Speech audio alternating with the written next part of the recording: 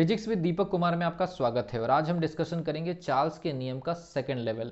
क्योंकि कुछ स्टूडेंट का कहना है कि सर फर्स्ट लेवल में तो कुछ चीज़ें समझ में आई, लेकिन जो जेई मेंस और जेई एडवांस का जो टॉपिक है साथ में नीट का जो है उसमें चार्ल्स के नियम का सेकंड लेवल जो है ज़्यादा बार पूछा गया है, तो उसके ऊपर हमको एक डेडिकेटेड वीडियो चाहिए। तो चलिए आज इस वीडियो में हम उस पर्टिकुलर टॉपिक को डिटेल में कवर करने वाले हैं। लेकिन मैं आप लोगों से कुछ रिक्वेस्ट करना चाहूँगा, जब कभी भी आप मेरी वीडियो देखें तो साथ में नोट्स जरूर बना लिया करें, ताकि आप लोगों के लिए दोबारा फिर उसी टॉपिक को सर्च करने वाली सिचुएशन न बने। अगर आप इस चैनल पर नए हैं तो चैनल को सब्सक्राइब कर लीजिए, बेल आइकन को प्रेस कर लीजिए। तो आज स्टार्ट करते हैं चार्ल्स के नियम का सेकंड लेवल। तो चार्ल्स के नियम का सेकंड लेवल जो है, यहाँ से क्वेश्चन काफ़ी ज़्यादा आते हैं। चार्ल्स का नियम, ठीक है भी, चार्ल्स का नियम या चार्ल्स रूल।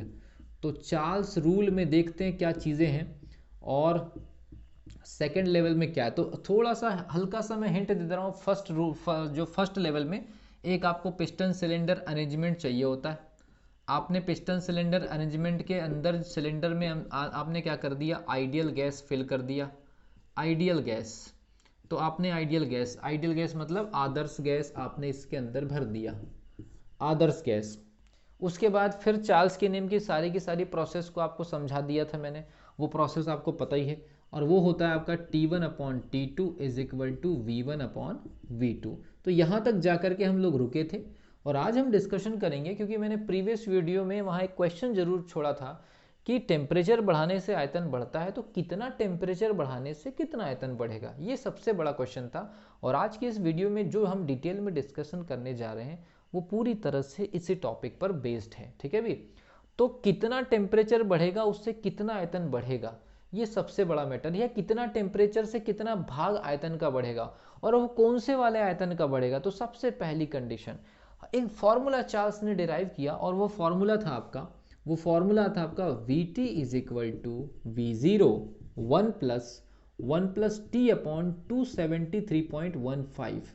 यहाँ पर आपको याद रखना है, T जो स्मॉल टी जो टेम्परेचर होगा वो डिग्री सेल्सियस में होगा। सबसे पहली चीज़ तो ये आपको ऑब्जर्व करना है, क्योंकि आप तैयारी जो प्रिपरेशन कर रहे हैं वो या तो जेई मेंस या जेई एडवांस या फिर नीट की एग्जामिनेशन की कर रहे हैं।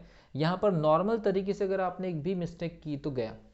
तो जो फाइनल Vt क्या है, फाइनल वॉल्यूम है। V0 क्या है, 0 डिग्री सेल्सियस पर वॉल्यूम है या आयतन है। T क्या है, टेम्परेचर इंक्रीमेंट है। अगर यहाँ पर प्लस रखा है तो टेम्परेचर इंक्रीमेंट है, लेकिन वो टेम्परेचर इंक्रीमेंट जो होगा वो डिग्री सेल्सियस में होगा। अगर केल्विन में दे दिया तो डिग्री सेल्सियस में कन्वर्ट करिए, ठीक है। अब देखिए इस फॉर्मूले का थोड़ा सा बेस समझते हैं। ये हो जाएगा आपका V0 और ये हो जाएगा V0 T/273.15। इसका मतलब क्या हुआ, सबसे पहली कंडीशन, क्वेश्चन ये पूछा जाता है कि चार्ल्स के नियम में जब कभी भी आयतन बढ़ता है तो बेस वॉल्यूम क्या होता है, या कौन से आयतन के ऊपर हम इंक्रीमेंट कैलकुलेट करते हैं। तो सबसे पहली चीज, हम 0 डिग्री सेल्सियस वाले आयतन या वॉल्यूम 0 डिग्री सेल्सियस वाले आयतन को क्या मानते हैं, बेस मानते हैं। कि हमारा जो आयतन में जो इंक्रीमेंट होगा वो 0 डिग्री सेल्सियस वाले आयतन V0 की, ये 0 डिग्री सेल्सियस पर आयतन है। ये 0 डिग्री सेल्सियस का टेम्परेचर 1 डिग्री करेंगे तो कितना होगा, 2 डिग्री करेंगे तो कितना होगा, या 3 डिग्री करेंगे तो कितना होगा, या इतना डिग्री करेंगे तो वॉल्यूम कितना हो जाएगा। लेकिन स्टार्टिंग में जो आयतन होगा, जो कैलकुलेशन के लिए बेस माना जाएगा, वो 0 डिग्री सेल्सियस वाला आयतन होगा। अब वो अलग अलग गैसों के लिए अलग अलग होगा। अभी मैं ग्राफ से समझाऊंगा, आपको वीडियो लास्ट तक देखनी है। अगर आपको कंप्लीट नॉलेज चाहिए तो आपको वीडियो को लास्ट तक देखना पड़ेगा, ठीक है अभी। तो ये देखिए सबसे पहली चीज, Vt is equal to V0 plus V0 into T/273.15। तो देखिए 1 डिग्री सेल्सियस पर कितना बढ़ रहा है, अगर हम बात करें T is equal to 1 degree Celsius, मतलब आप 0 डिग्री सेल्सियस से 1 डिग्री सेल्सियस गए, तो वॉल्यूम में जो इंक्रीमेंट है, याद रखिए ये आधार है और ये पूरा का पूरा क्या है, ये आयतन में वृद्धि है या इंक्रीमेंट है। आयतन में इंक्रीमेंट है, आयतन में वृद्धि हो गई है। तो आयतन में जो वृद्धि या इंक्रीमेंट हो रही है वो 1 डिग्री से कितनी होगी, 1 डिग्री। तो T इज इक्वल टू 1, तो कितना हो जाएगा, इंक्रीमेंट कितना हो जाएगा, आयतन, इसको हम डेल्टा V लिख दे रहे हैं। आयतन में वृद्धि delta V is equal to V0 divided by 273.15। इसका क्या मतलब हुआ, इसका ये मतलब हुआ कि 1 डिग्री सेल्सियस टेम्परेचर से जो वॉल्यूम बढ़ेगा वो पहले के वॉल्यूम का, मतलब पहले के वॉल्यूम का मतलब क्या, आधार वॉल्यूम का या V0 वाले वॉल्यूम का 273.15 पार्ट होता है या भाग होता है। मतलब हम 0 डिग्री सेल्सियस वाले आयतन का 273 टुकड़े करेंगे तो 1 डिग्री सेल्सियस में उतना आयतन इंक्रीज होगा, लगभग 273.15, मैं 273 बोल रहा हूँ। 273 टुकड़े करेंगे तो जो छोटा सा आयतन आएगा, वो जो इंक्रीमेंट होगा वो 1 डिग्री सेल्सियस की वजह से आएगा। इसका मतलब है कि 1 डिग्री सेल्सियस से जो आयतन इंक्रीज होगा वो 0 डिग्री सेल्सियस वाले आयतन का 273वां भाग होगा या पार्ट होगा, ये कह सकते हैं आप। तो आई होप आपको ये चीज़ समझ आई होगी। अभी वीडियो खत्म नहीं हुआ है, अभी बहुत सारी चीज़ें आपके सामने हैं, ठीक है। तो ये तो हो गया 1 डिग्री में इतना, तो 2 डिग्री में दो गुना, तो 3 डिग्री में 3 गुना। तो अगर आप ये चाहते हैं कि आयतन 2 गुना कब हो, सबसे बड़ा क्वेश्चन मार्क ये कि पहले जितना आयतन था 0 डिग्री सेल्सियस पर, अब वो 0 डिग्री सेल्सियस वाला आयतन अपने आप में 2 गुना कब होगा। तो हम ये चाह रहे हैं कि यहाँ पर V0 और ये वाला पोर्शन भी V0 बन जाए। ये V0 प्लस V0 हो जाता तो कितना हो जाएगा, 2V0, मतलब 2 गुना। तो उसके लिए क्या जरूरी है, t का मान अगर 273 हो जाए तो ये कट जाएगा। तो देखिए, अगर मान लीजिए अगर t is equal to 273.15 degree Celsius हो गया, मतलब आपने किसी गैस को इतना गर्म कर दिया कि उसका जो टेम्परेचर है वो 273.15 डिग्री सेल्सियस कर दिया, तो ये 273 से 273 कट जाएगा, तो यहाँ पर क्या बचेगा, V0। इतना आयतन अगर आपने कर दिया तो 0 डिग्री सेल्सियस वाला जो आयतन है अब वो 2 गुना हो जाएगा। याद रखिए वो 2 गुना हो जाएगा। कितना हो जाएगा, यहाँ पर Vt की वैल्यू कितनी हो जाएगी, 2V0। लेकिन एक और क्वेश्चन है, अगर मान लीजिए लगातार टेम्परेचर बढ़ाएंगे तो आयतन बढ़ेगा और 273.15 डिग्री सेल्सियस पर जो आयतन है वो 2 गुना हो जाएगा। लेकिन अगर लगातार हम टेम्परेचर को कम करें, लगातार टेम्परेचर को कम करें तो आयतन कम भी होगा। तो इसका एक और कंडीशन आती है, final volume Vt is equal to V0 minus, ये 0 डिग्री सेल्सियस से कम के लिए है, ये 0 डिग्री सेल्सियस से कम के लिए, क्योंकि हम टेम्परेचर को माइनस में लेके जा रहे हैं। तो सोचिए एक ऐसी भी सिचुएशन आ सकती है कि ये वाला पोर्शन V0 के बराबर आ जाए, जैसे कि यहाँ पर आया था। तो यहाँ पर कितना टेम्परेचर रखना पड़ेगा, T is equal to -273.15 degree Celsius. Already यहाँ पर ये माइनस इसी की वजह से है कि उसका नेचर है। तो -273.15 डिग्री सेल्सियस, तो उस कंडीशन में देखो Vt is equal to V0 और ये इससे कट जाएगा तो कितना बचेगा, V0 that is equal to 0। इसका मतलब ये हुआ कि जो आदर्श गैस है, ये जो आइडियल गैस है, वो -273.15 डिग्री सेल्सियस पर, -273.15 डिग्री सेल्सियस पर उसका आयतन या वॉल्यूम 0 के लगभग बराबर हो जाता है। अभी काम नहीं हुआ, अभी तो ग्राफ आने वाला है, लगभग 0 के करीब हो जाता है, ये आपको सोचना है। 0 के करीब हो जाता है आयतन। बहुत अच्छे से दिमाग में बैठा लीजिए कि आयतन आदर्श गैस का कब 0 होगा, जब टेम्परेचर कितना हो जाएगा, -273.15 डिग्री सेल्सियस। इसे परम शून्य तापमान भी कहते हैं। परम शून्य तापमान पर किसी भी गैस का, या सॉरी किसी भी गैस नहीं, आदर्श गैस का जो वॉल्यूम होगा वो जीरो वॉल्यूम होगा या 0 क्यूबिक सेंटीमीटर होगा। तो आई होप आपको इतना समझ में आएगा। वो ग्राफ देख लीजिए, इसका ग्राफ किस टाइप से बनाया जाता है। इसका जो ग्राफ है वो अलग अलग गैसों के लिए हम कंपेयर करके बनाएंगे, और ये जो वीडियो में मैंने आपको पूरा का पूरा जो चीज़ें समझाया है इसका आप नोट्स बना लीजिए। अब देखिए, सबसे पहली चीज़, इसका जो ग्राफ बनता है कुछ इस प्रकार से होता है। ये हो गया आपकी 0 डिग्री सेल्सियस वाली लाइन, ये हो गया आपका +T वाला, और ये हो गया आपका -T वाला। तो मान लीजिए हमने यहाँ पर एक गैस ले ली, दूसरी गैस, तीसरी गैस, चौथी गैस, ये यहाँ पर -273 पॉइंट है।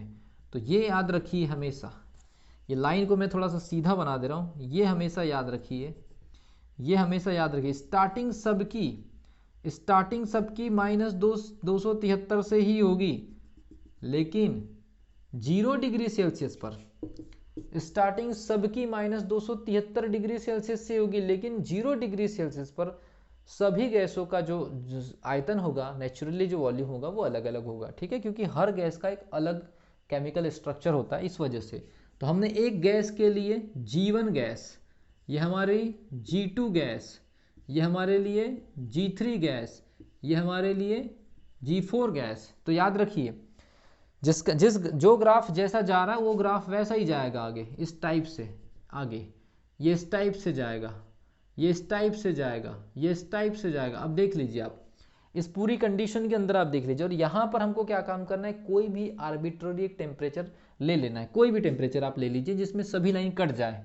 मान लीजिए हमने ये वाला टेम्परेचर ले ली यहाँ का, और ये पूरी की पूरी लाइन को आप मिला दीजिए इस टाइप से।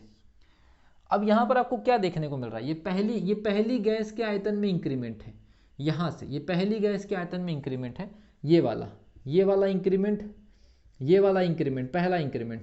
दूसरे का देख लीजिए, दूसरे का इंक्रीमेंट काफ़ी ऊपर चला गया है, दूसरे का इंक्रीमेंट काफ़ी ऊपर है, तीसरे का इंक्रीमेंट काफ़ी ऊपर है। इससे क्या चीज़ समझ में आ रही है, एक ट्राइंगल बन रहा है, एक ट्राइंगल बन रहा है इस टाइप से। अगर इस ट्राइंगल को हम देखने की कोशिश करें, अगर एक ट्राइंगल बन रहा है इस टाइप से, अगर इस ट्राइंगल को हम देखने की कोशिश करें, ये वाली लाइन यहाँ पर है, ठीक है, यहाँ पर हम एक कोण बना दें, तो ये वाला जो वॉल्यूम है, या ये वाला जो वॉल्यूम है, यहाँ से यहाँ तक तो ये V0 है, केवल एक को एनालिसिस करेंगे, यहाँ से यहाँ तक ये V0 है, और ये आयतन में इंक्रीमेंट है, तो कितना हो जाएगा, ये वाला जो आयतन हो जाएगा V0 into T divided by 273.15। और याद रखिए तो बेस, ये तो आपका बेस है, तो कैलकुलेशन से बाहर हो गया। और ये जो पोर्शन है ये क्या है, ये टेम्परेचर है, देख लीजिए आप अच्छे से, ये टेम्परेचर हो गया। तो ये जो ग्राफ की जो स्लोप है, ग्राफ की जो प्रवणता या झुकाव है, हमेशा याद रखिए जो गैस ज़्यादा ऊपर होगी, जो गैस ज़्यादा ऊपर होगी उसमें प्रसार भी ज़्यादा होगा। जो गैस, याद रखिए, जो गैस ज़्यादा ऊपर होगी उसमें प्रसार भी ज़्यादा होगा। सीधी सी बात है, जिसका V0 ज़्यादा होगा उसमें प्रसार भी ज़्यादा होगा। लेकिन सबसे खास बात यह है कि आगे 273.15 डिग्री सेल्सियस पर सबका आयतन कैसा हो जाएगा, दोगुना हो जाएगा। ये सबसे खास बात है। तो देख लीजिए इसकी प्रवणता देख लीजिए, tan theta is equal to कितना हो जाएगा, लंब बटे आधार V0 t divide by 273.15 divide by आधार, तो t से t कट जाएगा, तो टेन थीटा की जो वैल्यू आएगी वो आ जाएगी V0 डिवाइड बाई 273.15।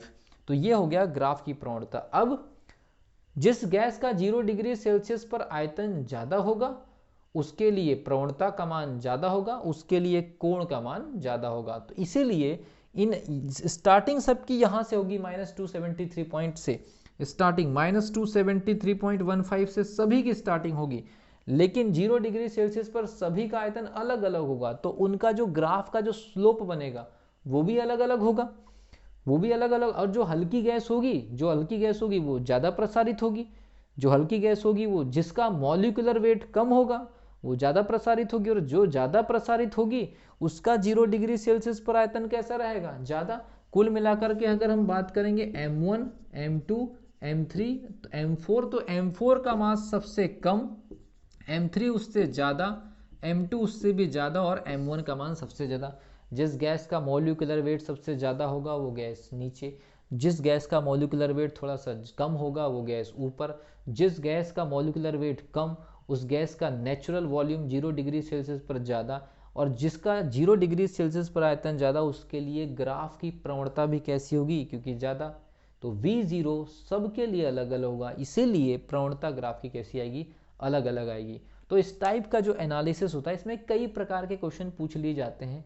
तो ये थर्मोडायनेमिक्स में आइडियल गैस के लिए चार्ल्स के नियम का सेकंड पोर्शन था, और इसमें जो क्वेश्चन आते हैं न्यूमेरिकल, थ्योरेटिकल, ग्राफिकल, एनालिटिकल, कई टाइप का, और ये आपके गैस लेवल पर भी आ जाते हैं। इसलिए ऐसे टॉपिक को आप डीपली स्टडी करिए। अगर आप नीट और IIT JEE की प्रिपरेशन कर रहे हैं या किसी भी एंट्रेंस एग्जामिनेशन की प्रिपरेशन कर रहे हैं, आप इसको डीपली स्टडी जब तक नहीं करेंगे तब तक आपको मज़ा नहीं आने वाला है।